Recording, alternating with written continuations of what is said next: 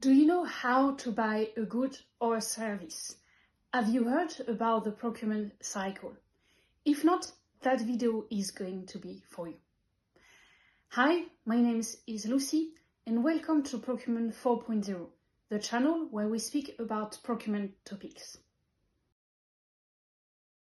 The procurement cycle is a way of buying goods and services. It's a bit like a step-by-step guidance on what you need to do in order to have a good or a service delivered. So, where do you start? First point is that you need to understand your requirements. Someone within your organizations must have a need. Second step is that you need to do some market research. So you need to go on ChatGPT or on Google and you try to better understand the market. So for instance, let's say you want to buy cleaning services, you need to understand what's the market like, more in terms of who are the key suppliers, who can do what or can't do what, and is that going to match with your requirement. The third step is about contacting these suppliers. So you need to ask them for their proposals, so more around their technical, I will say, solutions, but also their pricing. Fourth step, you need to negotiate with these suppliers. So let's say you have decided to select 5 suppliers to ask them about their proposal or their pricing.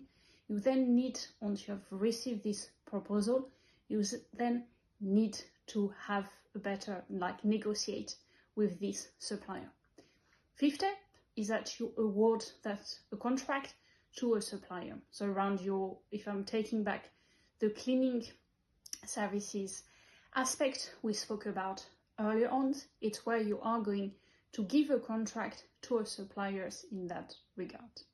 Sixth step is around managing that contract. It's not because that you have done all of the sourcing process that now you just leave the supplier as is. You need to make sure that the supplier is delivering as they say it would. And then you just start over again with a new requirement and new business stakeholder needs. So in total, more or less 6 steps you need to follow for your procurement/sourcing process. What are the best practices within that procurement cycle?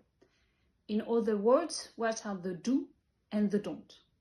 Starting with the do, engage as early as possible with suppliers. Be transparent and honest in terms of your requirements and be open to any feedback they might have. When you send your request for proposals, try to give the same time to every supplier and give them time to answer. Don't ask them for good or service for yesterday.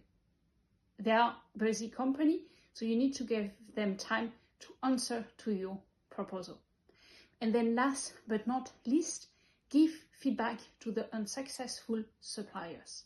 That will be a good way to make sure they know what they could have done better, and then next time when you have the same requirement, they will still be keen to answer to your proposal. In terms of the don't just do as the business is asking you to do.